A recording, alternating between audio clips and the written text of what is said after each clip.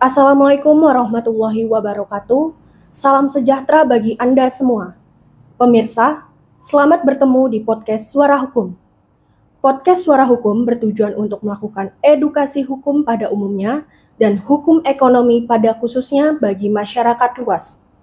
Edukasi tersebut dilakukan melalui komentar-komentar atas kasus-kasus hukum yang terjadi yang menarik perhatian dan mengusik rasa keadilan masyarakat. Di podcast Suara Hukum ini, kami menghadirkan narasumber advokat senior yang juga managing partner kantor pengacara pajak Butros & Co, yaitu Bapak Petrus Loyani SHMH MBA in Banking and Finance. Kemarin, Senin 24 Februari, Presiden Prabowo meresmikan Danantara, Pak. Tentang Danantara tersebut, terkesan tiba-tiba muncul, karena sebelumnya belum ada publikasi yang besar. Jadi masyarakat masih banyak yang belum kenal apa itu Danantara. Tugasnya, kegiatannya, fungsinya, dan lain-lain. Terutama manfaatnya bagi masyarakat. Bisa Bapak jelaskankah tentang Danantara tersebut? Iya, oke. Ini memang betul ya, pertanyaan-pertanyaan yang banyak dilontarkan oleh masyarakat terkait dengan Danantara.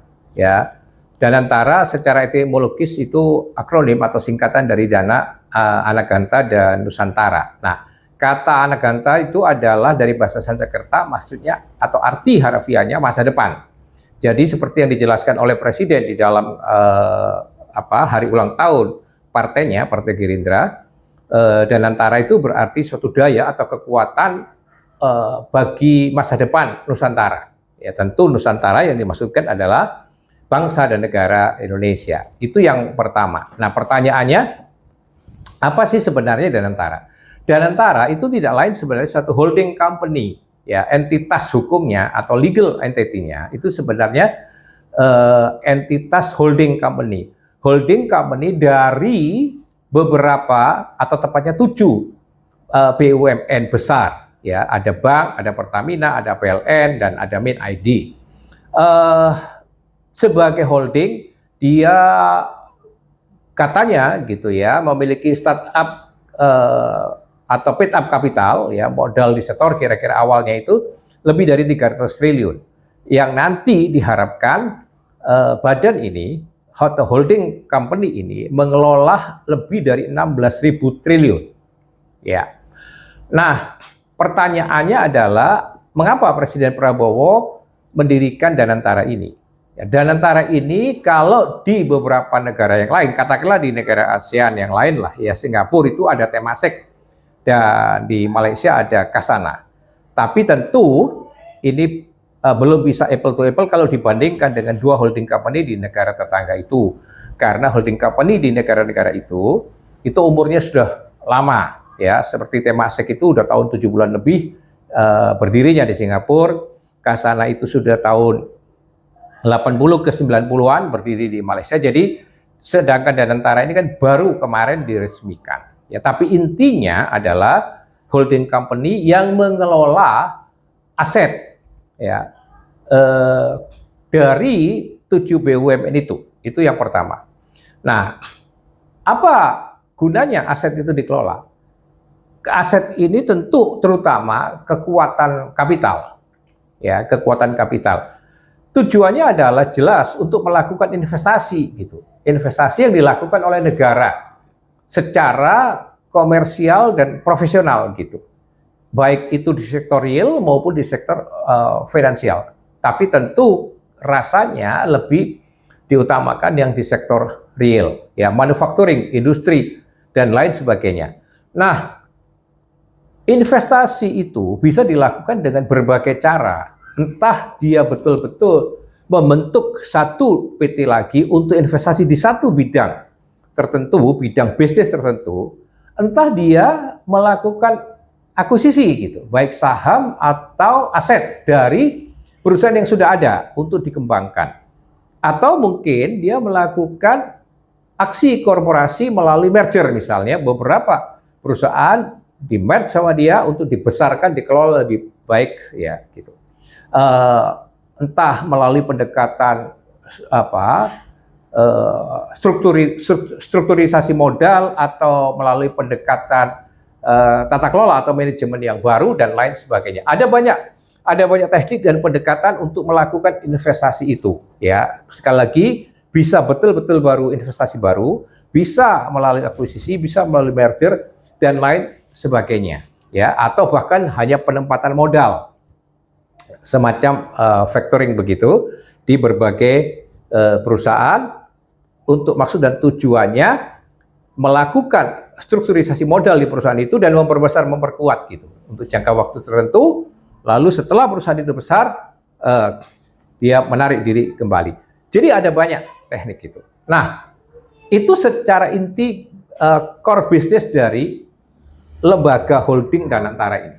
Ya, karena ini begitu besar, karena ini dilakukan oleh negara, ini dilakukan secara besar-besaran, ya, dengan proyeksi mengelola uang sekitar 16.000 triliun lebih itu, maka jelas ini suatu holding company yang harus dikelola dengan cara yang profesional dan dengan pendekatan yang prudent, gitu. Nah, pendekatan prudent itu maksudnya bukan pendekatan ketakutan, ya, pendekatan kehati-hatian, pendekatan melakukan semua aksi korporasi itu dengan keprofesionalan, kecermatan, kehati-hatian gitu. Tetapi karena lembaga ini adalah lembaga komersial, lembaga investasi negara, ya, oleh negara ini, maka orang-orang di sana harus tetap risk taker gitu. Orang-orang pemberani. So, kalau orang bisnis itu pengecut, pecundang, nggak akan berhasil itu bisnis. Pebisnis itu harus punya genetik dasar, ya, memiliki karakter dasar, dia pemberani, gitu, risk taker. Tapi keberanian bukan keberanian yang ngasal gitu, yang ngawur, yang nggak pakai otak. Tapi keberanian ini keberanian yang sifatnya profesional, keberanian yang disertai dengan kecerdasan, keberanian yang disertai dengan tadi hati-hatian moral gitu, keberanian yang juga harus memperhatikan semua aspek itu dengan seksama. Maka beberapa langkah yang harus dilakukan di dalam Danantara itu selalu pendekatannya harus profesional. Dimulai ketika dia melakukan langkah-langkah korporasi, itu harus dimulai dengan satu, pendekatan yang due diligence gitu. Pendekatan pemeriksaan yang dengan seksama. Dari berbagai aspeknya harus dilakukan pendekatan yang bersifat due diligence itu. Ya, uji tuntas, uji untuk berbagai aspek dari kekuatan dan kelemahan korporasi itu. Lalu harus melakukan FS, feasibility study, untuk mendapatkan pemahaman yang clear. Apakah investasi di bidang bisnis ini memang visible atau tidak? Apakah kalau saya investasi di bidang itu visible atau tidak? Visible atau tidak itu artinya menguntungkan atau tidak secara praktis begitu. Ya, dibandingkan antara modal yang dikeluarkan dengan keuntungan yang didapat itu worth it enggak? Memadai tidak? Ya, jadi selalu ada perhitungan analisis bersifat feasibility study itu, dan untuk itu harus dilakukan due diligence itu, uji tuntas, pemeriksaan dari segala aspeknya itu. Banyak hal, ya, terutama baik secara intern itu harus dikelola oleh tadi manusia-manusia yang profesional, ya, yang jago-jago di situ. Ini kan begitu besar raksasa, ya, pengelolaan aset atau keuangannya itu.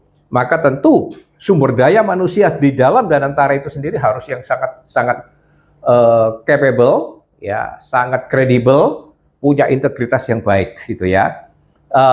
Lalu ketika mau melakukan aksi-aksi korporasi harus dilakukan minimal dengan dua pendekatan tadi untuk memenuhi prinsip akuntabilitas dan transparansi, yaitu pendekatan yang bersifat due diligence atau melakukan pendekatan uji tuntas atas bisnis yang mau digarap, dan melakukan feasibility study, ya, perhitungan-perhitungan yang cermat untuk menjalankan bisnis itu, ya. Nah, dua hal ini aspeknya banyak, ya, entah itu dari segi legalnya, dari segi manajemen sumber daya manusianya, dari segi strategi korporasi, ya, dari berbagai pendekatan analisis keuangan, ya, macam-macam itu semua harus jalankan dengan seksama. Jadi kita bisa membayangkan di dalam kegiatan holding company yang namanya Danantara ini begitu kompleks kegiatan yang harus dijalankan, dilakukan, dan itu harus dijalankan oleh orang-orang yang memang profesional. Ya, tidak boleh yang ecek-ecek, tidak boleh yang punya cacat moral, tidak boleh dilakukan oleh orang-orang yang ya sembarangan.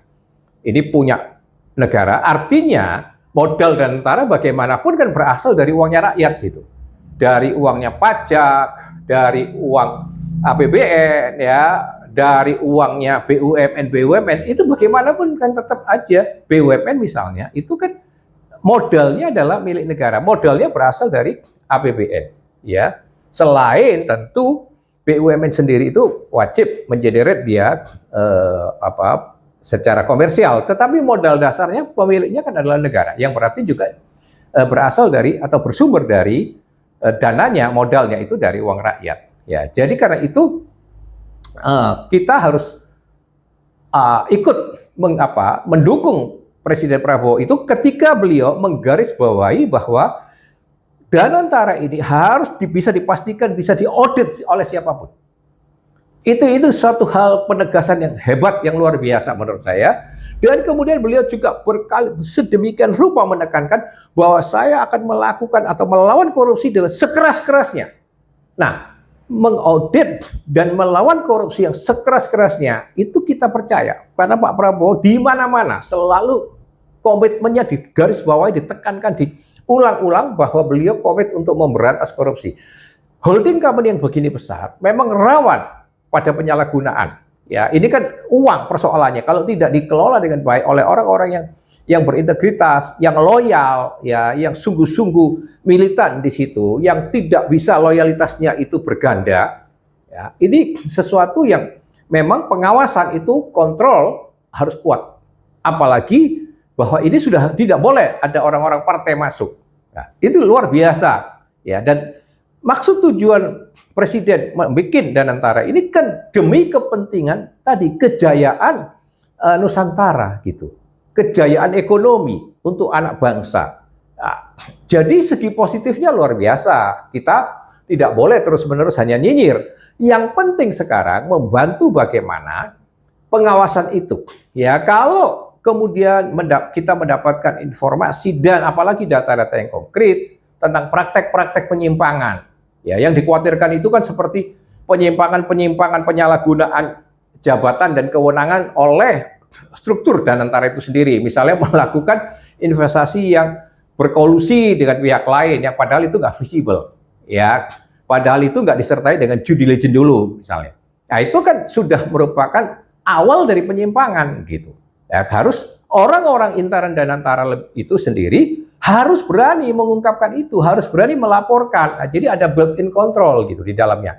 Ya, jangan nunggu hanya ketika setelah menghadapi kasus hukum, setelah dikeluarkan, kejepit baru nggak fair, baru berani ngomong yang nggak benar itu. Nah, itu kan hanya untuk kepentingan pribadi berarti. Tapi ketika Anda di sana, Anda melihat itu nggak benar, Anda harus berani ngomong. Gitu ya, orang-orang di dalam Danantara itu jangan hanya maruk jabatan, maruk kekuasaan, Anda diam pada ketidakbenaran atau pada penyimpangan di dalam. Itu nggak baik. Gitu. Itu bukan moralitas yang baik gitu. Ya, jadi sejak awal Anda harus loyal pada Danantara, Anda harus profesional, tapi tetap lurus gitu. Nah, itu yang diharapkan Presiden kan, gitu. Jadi antara profesionalisme, kredibilitas dan integritas itu sangat ditekankan oleh Presiden. Nah, kalau Danantara ini bisa melakukan investasi di berbagai sektor, terutama ya di sektor real, itu efek ekonominya luar biasa untuk masyarakat. Efek pembangunan ekonomi, peningkatan kemajuan ekonomi memang luar biasa, ya. Dan ini salah satu kekuatan ya, komersial yang dimiliki oleh negara yang saya kira tidak bisa disaingi oleh swasta manapun gitu.